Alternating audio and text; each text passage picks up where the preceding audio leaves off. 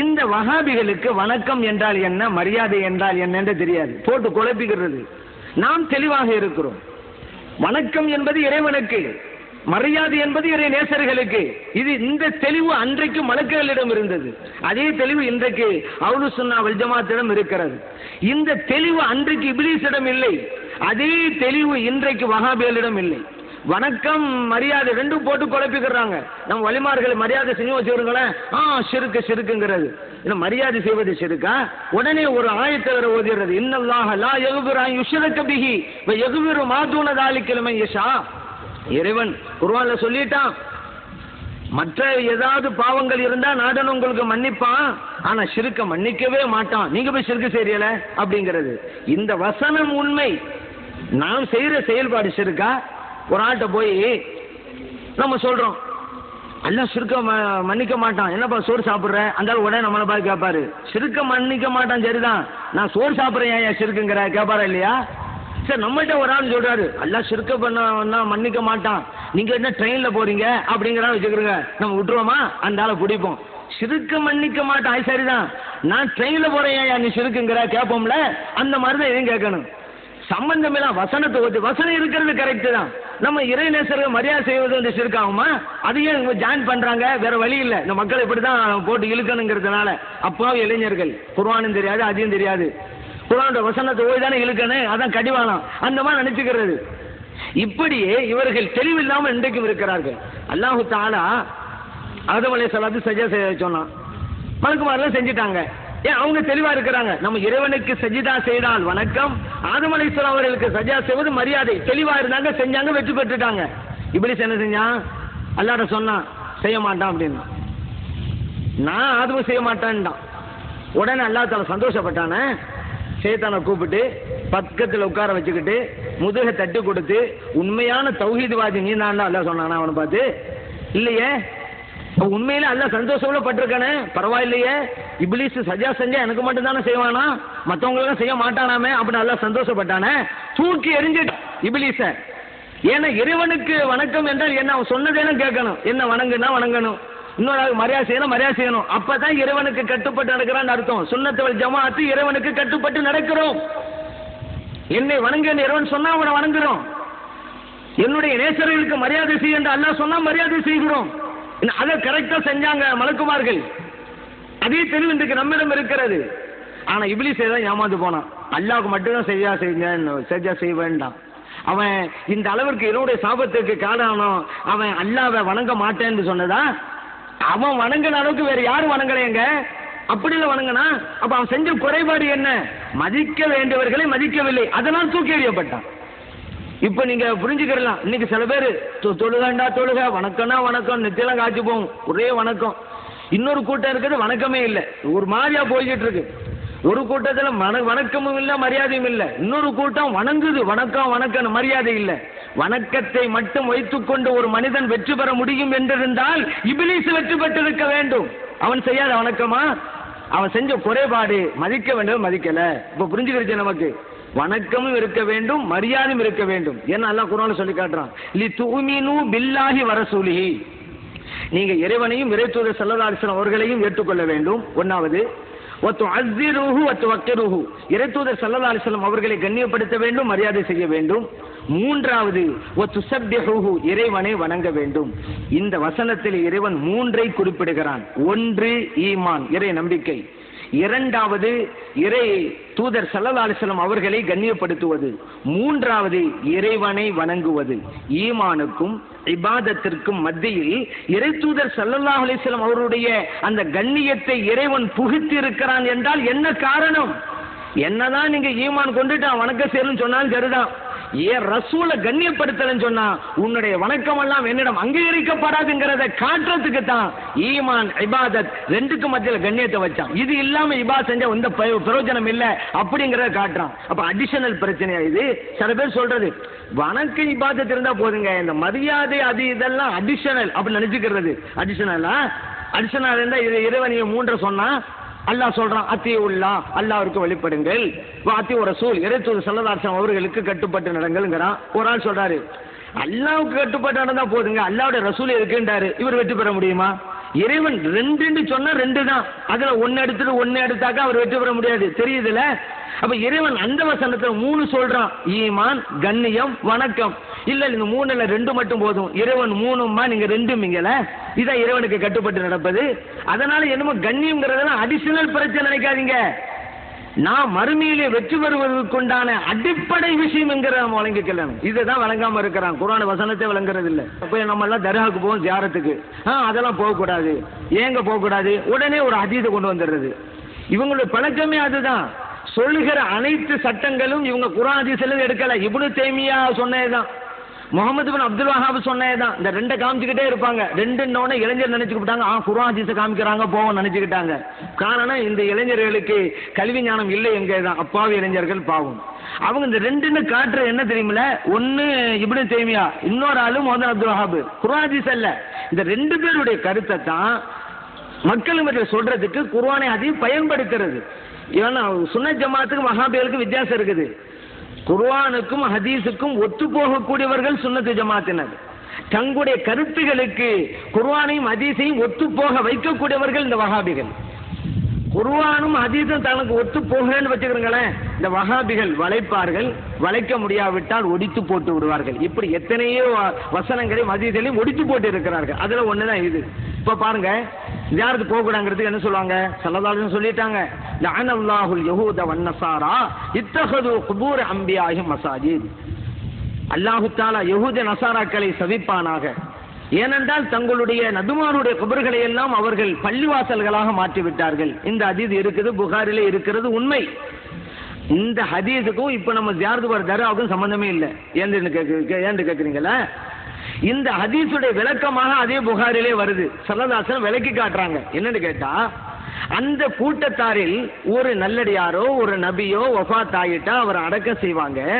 அந்த கபருக்கு மேலே பள்ளிவாசலை கட்டி விடுவார்கள். இது புகாரில் இருக்குது. அல்லாஹ்வுடைய ரசூல் சொன்ன விளக்கம். நல்லா யோசிச்சு பார்க்கணும். கீழே கபரு, மேல பள்ளி, இப்படி செய்தவர்களை இறைவன் சபிப்பானாக. உண்மைதான். அதே சட்டம் தான் இப்பொழுதும் நம்மளும் அதான் சொல்லிக்கிட்டு இருக்கோம். அதனாலதான் கபருஸ்தான்ல பள்ளியாசம் கட்டக்கூடாதுன்னு சொல்றோம். கபருஸ்தான்ல போய் பள்ளியாசம் கட்டினா கீழே கபருக்கும் மேல பள்ளியாசம் இருக்கும். எப்படி கூடும்? அது சிலதான் தடுத்திருக்காங்கல்ல. இன்றைக்கு நம்ம ஃபத்வா அப்படித்தானே கொடுக்குறோம். ஆனா இன்றைக்கு இருக்கக்கூடிய தர்காவில் இந்த நிலை இருக்குதா? தமிழ்நாட்டை எடுத்துக்கிறங்க, இந்தியாவை எடுத்துக்கிறங்க, உலகத்தை எடுத்துக்கிறங்க, எந்த ஒரு இடத்திலாவது கீழே கபரு மேல பள்ளி ஒரு இடத்தை காட்டுங்க, நம்ம எல்லாம் போய் சேர்ந்து எதிர்க்கலாம். ஒரு இடத்தை காட்டுங்க பார்க்கலாம். எங்கெங்க இருக்குது? கபரு ஜியாரத்திற்கும் பக்கத்துல பள்ளிவாசல் இருக்கும். பக்கத்துல பள்ளிவாசல் இருக்கலாம். ஸல்லல்லாஹு அலைஹி வஸல்லம் பக்கத்துல பள்ளிவாசலை பத்தி பேசல. நம்முடைய மார்க்கத்துல ஜியாரத்துக்கு பக்கத்துல பள்ளிவாசல் இருப்பது என்பது வரவேற்கத்தக்க ஒன்று. அதுக்கு நான் பின்னால சொல்றேன். ஏன்னா ஜியாரத்துக்கு வருவாங்க, தொழுகை நேரம் வரும், அவங்க தொழுவதுக்கு பள்ளிவாசல் வேணும். அதனாலதான் ஸல்லல்லாஹு அலைஹி வஸல்லம் அவருடைய ரவுலா ஷரீஃப் இருக்குது, ஜியாரத்து பக்கத்திலேயே மஸ்ஜித் நபவி இருக்குது, பைத்துல் முகத்தஸ் இருக்குது, அல்லாஹ் தொழுவதுக்கு பள்ளி. அந்த பள்ளியை சுற்றிலும் நபிமாருடைய கபர்கள் தான் இருக்குது. கபரு ஜியாரத்தை, நபிமாருடைய கபரு ஜியாரத்தை செய்வோம், பைத்துல் முகத்தஸில் தொழுது வருவோம். ஸல்லல்லாஹு அலைஹி வஸல்லம் ஜியாரத்தை செய்வோம், மஸ்ஜித் நபவியில் தொழுவோம். அல்லாஹ் குர்ஆனில் சொல்லி காட்டுறான்ல, காலல்லதீன கலபு அலா அம்ரிஹிம் லனத்தஹிதன்ன அலைஹிம் மஸ்ஜிதா. இந்த குகை தோழர்கள் கேள்விப்பட்டிருப்பீங்க. குர்ஆன்ல அல்லாஹ் தஆலா சொல்லி காட்டுறான், நல்லடியார்கள். இவர்களை அடக்கம் செய்த பின்னால நல்லவர்கள்லாம் சொன்னாங்க, இந்த இறைநேசர்களுக்கு பக்கத்திலே ஒரு பள்ளிவாசலை கட்டலாமே என்று நல்லவர்கள் சொன்னதை இறைவன் குர்ஆனிலே சொல்லி காட்டுகிறான். அப்படி நல்லடியார்கள் இருக்கிற அந்த கபருக்கு பக்கத்துல பள்ளிவாசல் கட்டக்கூடாதுன்னு சொன்னா நல்லவர்கள் சொல்லி இருப்பார்களா? அப்படி நல்லவர்கள் சொன்னதைத்தான் இறைவன் குர்ஆனிலே நமக்கு சொல்லி காட்டியிருப்பானா? அதெல்லாம் நல்ல காரியங்க. இப்ப இன்னும் நீங்க யோசிக்கணும், நாம் எதிலும் தெளிவாக இருக்கிறோம். சில பேர் நமக்கு சொல்றது, இது என்ன, இது கபர் வணங்கிகள் அப்படிங்கிறது. ஜியாரத்துக்கு செய்ய போன கபர் வணங்கிகளா? அல்லாஹ்வுடைய ரசூல் ஸல்லல்லாஹு அலைஹி வஸல்லம் செய்ய சொன்ன ஒரு சுன்னத்தை அங்க செய்து கொண்டிருக்கிறோம். நமக்கு பட்டம் வழங்குறாங்க இந்த வஹாபிகள் கபர் வணங்கிகள். அப்படி ஆனால் இவர்கள் யார்? அல்லாஹ்வுடைய ரசூல் பிரகாரம் செய்யக்கூடியவர்களை பார்த்து கபர் வணங்கிகள் என்று குற்றச்சாட்டு வைக்கிற இவர்கள் யார்? அதை நம்ம யோசிச்சு பார்க்கணும். இல்ல அவங்க போய் கபரை முத்தமிடுறாங்க, முத்தமிட்டாலே கபர் வணக்கம் ஆயிருமா? முத்தமிட்டாக்கா என்ன ஆதாரம்னு கேட்கட்டும், நம்ம ஆதாரம் கொடுக்க தயார். அதை போய் கபர் வணங்கின்னு சொல்லணும். ஒரு ஆளு குழந்தை வாங்குறாரு, உடனே முத்தமிடுறாரு, இவரு குழந்தை வணங்கி சொல்லலாமா? ஒரு ஆளு பூ வாங்குறாரு, உடனே முத்தமிடுறாரு, இவர் பூ வணங்கி அப்படி சொல்லலாமா? ஹஜருல் அஸ்வதை கல்ல முத்தமிடுறாங்க எல்லா ஹாஜிகளும் வருவோன்னு அவரை வரவேற்கிறோம், ஹஜருல் அஸ்வது வணங்கிகளே அப்படின்னு சொல்லலாமா? பண்ணமா ஏன் அவங்க முத்தமிட்டு தான் வர்றாங்க? முத்தமிடுவதாலே சிறுக்கு வந்துருமா, வணக்கமாயிருமா? இல்ல ஹஜருல் அஸ்வதுக்கு ஆதாரம் இருக்குது. அப்ப ஆதாரம் இருக்குன்னு தெரியுதுல, இப்ப ஆதாரம் என்னன்னு கேளுங்க தர்றோம். ஏன் வணக்கம்ங்கிற வார்த்தையை கொண்டு வரணும் தேவையில்லாம? அபூ அய்யூப் அல் அன்சாரி ரலியல்லாஹு அன்ஹு ஸல்லல்லாஹு அலைஹி வஸல்லம் அவருடைய கபரை முத்தமிட்டார்கள்.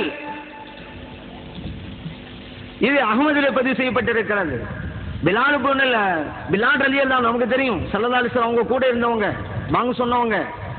அவங்க டமாஸ்கஸ் ஷாம் நாட்டுல சிரியா நாட்டுல இருந்தாங்க. பின்பு ஸல்லல்லாஹு அலைஹி வஸல்லம் ஜியாரத்துக்கு வர்றாங்க.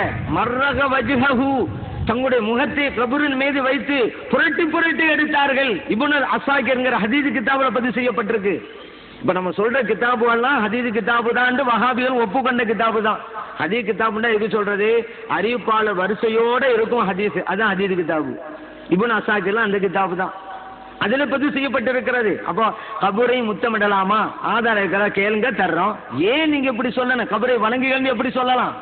அப்படி பார்த்தா குழந்தைய முத்தமிட முடியாத? யோசித்து பார்க்க வேண்டாமா? எல்லாம் ஒண்ணுதானா? சரி, கபரை வணங்குறதா இருந்தா பக்கத்துல என் பள்ளியாசனம் கட்டி வச்சிருக்கோம், பள்ளியாசு தேவையில்லையே. ஒரு ஆள் ஜியாரத்து பண்ணிக்கிட்டே இருக்கிறாரு, பாங்கு சத்தம் கேட்குது, உடனே பள்ளியாசல போயிடுறாரு. அப்ப அஹ்லுஸ் சுன்னா வல் ஜமாத்துக்கார் எவ்வளவு தெளிவா இருக்கிறாரு பாருங்க. இங்க ஜியாரத்து தான் தர்காவுல, தொழுகை பள்ளியில தான். எவ்வளவு தெளிவா இருக்கிறோம் நாமோ, அதனால தானே தர்காவுக்கு பக்கத்துல பள்ளியாசல கட்டணும். இதையே தர்காவிலேயே வணங்குறதா இருந்தா பள்ளியாசல கட்டி இருக்க மாட்டோம், ஜியாரத்து செய்யும்போது தொழுகைக்கு போக மாட்டோம். எவ்வளவு தெளிவாக இருக்கிறார் அஹ்லுஸ் சுன்னா வல் ஜமாத், இதுல நீங்க புரிஞ்சு கொள்ளலாம்.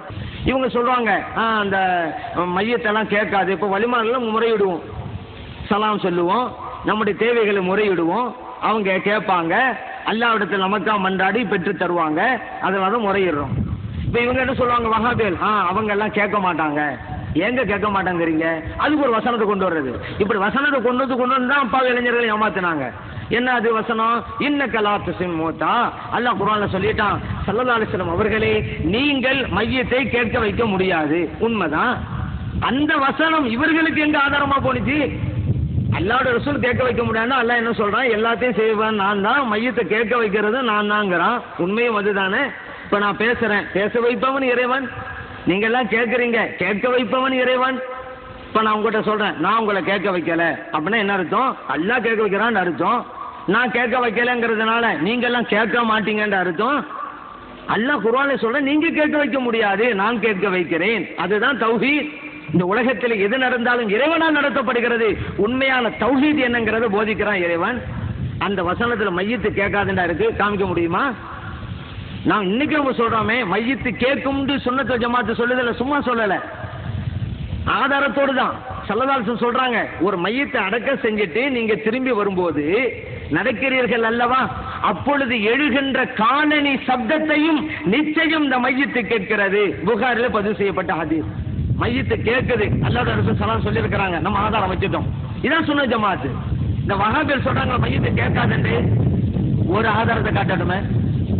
ஸல்லல்லாஹு அலைஹி சொல்லியிருக்கிறாங்க மையத்தை கேட்காதுன்னு, ஒரு ஆதாரத்தை காட்டணும் பார்க்கலாம். அது அல்லாஹ் தஆலா சொல்லியிருக்கிறான், அப்படி காட்டட்டும். அல்லாஹ் தஆலா சொன்னதை அர்த்தத்தை மாற்றி சொல்லியிருக்கிறாங்க. ஏன்னா இவங்க அப்படி வழக்கம் இருக்கிறது, வளைக்க முடியாவிட்டால் ஒடிப்பார்கள், அப்படி ஒடிச்சிருக்கிறாங்க. நீங்க கேட்க முடியாது அல்லாஹ் சொன்னதை போய் மையத்தை கேட்காதன்னு தப்பா விளக்கம் சொல்லிக்கிட்டு இருக்கிறாங்க. இது எவ்வளவு பெரிய அபாண்டம்! அல்லாஹ் சொல்லாததை சொல்லலாமா? அதைத்தான் செஞ்சுட்டு இருக்கிறாங்க. அப்போ ஒன்று சொன்னா ஆதாரம் வச்சுக்கணும். அது மட்டும் இல்லை, இன்னொன்று சொல்றது, அவங்க வலிமார்கள்லாம் நல்லடியார்கள் தூங்கிக்கிட்டுலாம் இருப்பாங்க. ஏன்னா மலக்குமார்கள் சொல்லுவாங்க நல்லடியார்கள்ட்ட கேள்வியெல்லாம் கேட்டு ஒழுங்கா பதில் சொன்ன உடனே நம் கனவுமத்தில் அரூஸ், மணமகன் உறங்குவது போன்று உறங்கு அப்படின்னு சொல்லுவாங்க. இதை வச்சுக்கிட்டு மலக்கள் சொல்லிட்டாங்கல்ல தூங்க சொல்லி, அப்ப வலிமார்களும் தூங்கிட்டு தானே இருப்பாங்க. நீங்க சொல்ற எப்படி அவங்கள காதல விடும் அப்படிங்கிறது? ஸல்லல்லாஹு அலைஹி வஸல்லம் அவர்கள் சொல்லி தந்த வாசகத்தை யோசிச்சு பார்த்தா இந்த வஹாபி சொல்ல எவ்வளவு தப்பு நமக்கு புரியும். வெறுமனைவா மலக்கள் சொல்லுவாங்க இந்தாங்க நீங்கெல்லாம் இனிமே தூங்குங்க அப்படி சொல்லியிருந்தா இனிமே தூங்குவாங்கன்னு அர்த்தம். எப்படி சொல்றாங்க? ஒப்பீடு. மணமகன் உறங்குவது போன்று உறங்கு, எவ்வளவு அற்புதமான ஒப்பீடு. மணமகனுடைய உறக்கம் எப்படி இருக்கும்? ஒரு ஆளுக்கு நிக்கா நடந்துச்சு, அவர் தான் மணமகன். மனம் வரைக்கும் போனாரு, தூங்க ஆரம்பிச்சான்னு வச்சுக்கிறங்க, எது வரைக்கும் தூங்குவாரு? அவர் மூத்தா போற வரைக்கும் தூங்கிட்டே இருப்பாரு மனவரையில. அப்படி மூத்தா போற வரைக்கும் அவர் தூங்கிட்டே இருந்தா அவரையே நிக்கா பண்ணாரு. ஆனா மணமகனுடைய உறக்கம் என்றாலே சிறிது நேர தூக்கம் தானுங்க அர்த்தம். ரெஸ்ட் எடுங்க, ஆறாம் கரோ அப்படின்னு சொல்றோம்ல, அந்த மீனிங் தான். வெறுமனை தூங்குறதா இருந்தா ஏன் ஒப்பீடு செய்யறாங்க மலக்குகள், நாங்க இனிமே தூங்கன்னு சொல்லியிருப்பாங்களே. எவ்வளவு அற்புதமான ஒப்பீடு, சிறிது நேர ஓய்வு அப்படிங்கறத காட்டுறதுக்கு தான் மணமகன். எப்போதுமே தூங்கிட்டு இருந்தாக்கா, ஸல்லல்லாஹு மேராஜ் போனாங்கல்ல, எல்லா நபிமார்களும் பைத்துல் மக்திஸ் வந்தாங்களே, எப்படி வந்தாங்க? நபிமார்கள் கப்பல் தூங்கிட்டு இருந்தா எப்படி அப்போ வந்தாங்க? ஒவ்வொரு வானத்திலையும் ஸல்லல்லாஹு நபிமார்களை பார்த்தாங்க, சலாம் சொன்னாங்க. அந்த நபிமார்களும் பதில் சலாம் சொன்னாங்களே, புகாரில இருக்குதுல. அப்ப அந்த நபிமார்கள் கபூர்ல தூங்கிட்டு இருந்தா எப்படி வானத்துக்கு வந்தாங்க? சரி, மூசா அலைஹிஸ்ஸலாம் வந்து திருப்பி அனுப்புனாங்களே, 50 நேரத்துல குறைச்சிட்டு வாங்க அப்படின்னு சொல்லி, கபூர்ல தூங்கிட்டு இருந்தா இப்படி திருப்பி அனுப்பியிருப்பாங்க. கடைசியில் 5 அப்பவும் விடல மூசா அலைஹிஸ்ஸலாம், உங்க கூட்டத்தை பத்தி எனக்கு நல்லா தெரியும், இன்னும் போய் குறைச்சிட்டு வாங்க அப்படின்னாங்க. இல்லை, இதுக்கு மேலும் போய் குறைக்க எனக்கு வெக்கமா இருக்குன்னு சொல்லி வந்துடுறாங்க ஸல்லல்லாஹு அலைஹி வஸல்லம். ஆனா இங்க நம்ம யோசிக்கணும், நபிமார்களா இருந்தாலும் வலிமார்களா இருந்தாலும் கபூர்ல தூங்கிட்டு இருக்கிறாங்கன்னு சொல்லுகின்ற அந்த வஹாபிகள் 50 அஞ்சா கோளுங்க மட்டும் எடுத்துக்கிட்டாங்க. இதை மட்டும் எப்படி எடுக்கலாம் அவங்க? இவங்க தான் சொல்றாங்க எல்லாம் தூங்கிட்டு இருக்காங்கன்னு சொல்லி. தூங்கிட்டு இருக்கிற திருப்பி அனுப்ப முடியுமா? மூசா அலைஹிஸ்ஸலாம் தூங்கிட்டு இருந்தா கபூர்ல, எப்படி திருப்பி அனுப்புனாங்க? அப்ப அவங்க உயிரா ஹயாத்தா இருக்க போய் தானே திருப்பி அனுப்ப முடியுது. அவங்க திருப்பி அனுப்பி 50ஐ 5ஆக குறைத்த தொழுகை மட்டும் எடுத்துக்கொண்டார்கள். அந்த மூசா அலைஹிஸ்ஸலாம் தூங்கிட்டு இருக்கிறாங்க அப்படிங்கிறாங்க. அது என்னது? உண்மையிலே இவங்க என்ன செய்யணும்? நபிமார்கள் வலிமார்கள் ஹயாத்தா இருங்க ஒப்புக்கொள்ளணும். இல்லை, ஏற்றுக்கொள்ள மாட்டோம் என்று சொன்னால் இவர்கள் 50ஐ தான் தொழுவ வேண்டும், 5 தொழுவ கூடாது. இவங்க சொல்லிட்டாங்க எல்லாம் தூங்கிட்டு இருக்கிறாங்க. அப்ப அதை மட்டும் எப்படி எடுக்கிறாங்க? அப்போ இவன் நபிமார்கள் வலிமார்கள் உதவி செய்ய முடியாது, இதுவரை சொல்லிட்டு இருக்கிறது. அதெல்லாம் ஷிர்க்குங்கிறது. ஷிர்க்கின் மூலம் கிடைத்த உதவியை பெறலாமா? மூசா அலைஹிஸ்ஸலாம் இந்த உதவி பண்ணாங்க, நீங்க தான் சொல்லிட்டீங்க இறந்து போனவர்கள் உதவி செய்வது என்பதெல்லாம் ஷிர்க்கு. ஷிர்க்கின் மூலம் கிடைத்த உதவியை நீங்கள் ஏன் பெறுகிறீர்கள்? தொழுகை விஷயத்துல ஷிர்க்கின் மூலம் கிடைத்த 5 ஏன் தொழுகிறீர்கள்? 50 தொழ வேண்டியதானே. இங்க மட்டும் வசதிக்கு தகுந்தவாறு 5 எடுத்துக்கிறது. வலிமார்கள்லாம் உதவி செய்ய முடியாது, நபிமார்களும் உதவி செய்ய முடியாது, அப்படி நம்பனா ஷிர்க்குன்னு வேற சொல்லிக்கிறது. ஐயா, இரட்டை நிலைப்பாடு. எதுலையுமே ஒரே அளவுகோல் இருக்கணும். இப்ப நம்ம சொல்றோம் நபிமார்கள் வலிமாரெல்லாம் ஹயாத்தில் இருக்கிறாங்க, நம்ம சும்மா சொல்லல, ஆதாரத்தோட சொல்றோம், புரிஞ்சு சொல்றோம். ஆனா இது தெரியாம தான் சில பேர் இருக்கிறாங்க.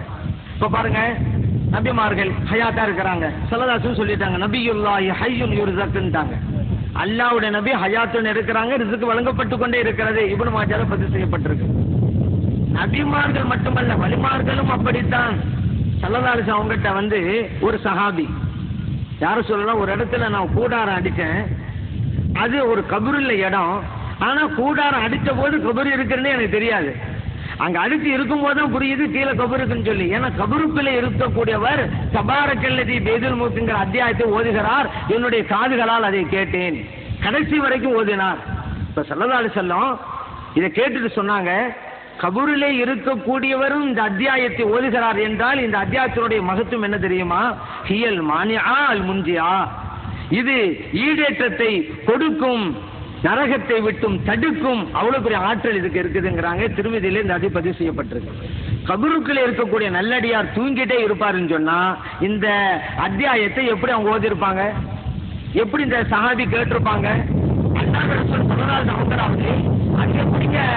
கபருக்குள்ள இருக்கக்கூடியவர் வந்து ஓதுவாரு, அவங்க தான் தூங்கிட்டே இருப்பாங்க சொன்னாங்க. அந்த அடியார் ஓதுவதை அங்கீகரிக்கிறார்கள் நபிகள் நாயகம் ஸல்லல்லாஹு அலைஹி வஸல்லம் அவர்கள். அடுத்து ஆயிஷா சித்திகா ரலியல்லாஹு அன்ஹா சொல்றாங்களே, நான் ஸல்லல்லாஹு அலைஹி வஸல்லம் ஜியாரத்துக்கு போவேன், சாதாரணமா போவேன். அபூபக்கர் சித்திக் ரலியல்லாஹு அன்ஹு அவங்களுடைய ஜியாரத்துக்கு போவேன், சாதாரணமா போவேன். மற்றவங்க எல்லாம் சொல்லுவாங்க, என்னங்க இப்படி போறீங்களேன்னு. அப்ப நான் சொல்லுவேன், இன்னமா ஹுவ ஜௌஜி வாபி, அங்க யாருங்க இருக்கிறது? என்ன மனமுடித்த கணவர் இருக்கிறாங்க, என்ன ஈண்டெடுத்த தந்தையார் இருக்கிறாங்க, அதனால இப்படி போறேன்னு சொல்லுவேன். ஆனா பலம்மா துஃபின உமர் ரலியல்லாஹு அன்ஹு, அங்கே உமர் ரலியல்லாஹு அன்ஹு நல்லடக்கம் செய்யப்பட்டதன் பின்னால் வல்லாஹி அல்லாஹ் மீது சத்தியமிட்டு கூறுகிறேன், மா தகல்துஹு இல்லா வ அன மஸ்தூதத்துன் அலைய சியாதி, என்னுடைய ஆடைகளை எல்லாம் நன்றாக அணிந்து கொண்டுதான் செல்வேன். காரணத்தை சொல்றாங்க, ஹயா மின் உமர், ஹஜரத் உமர் ரலியல்லாஹு அன்ஹு அவர்களுக்கு வெட்கப்பட்டுங்கிறாங்க. இந்த ஹதீஸ் அஹ்மதிலே பதிவு செய்யப்பட்டிருக்கு.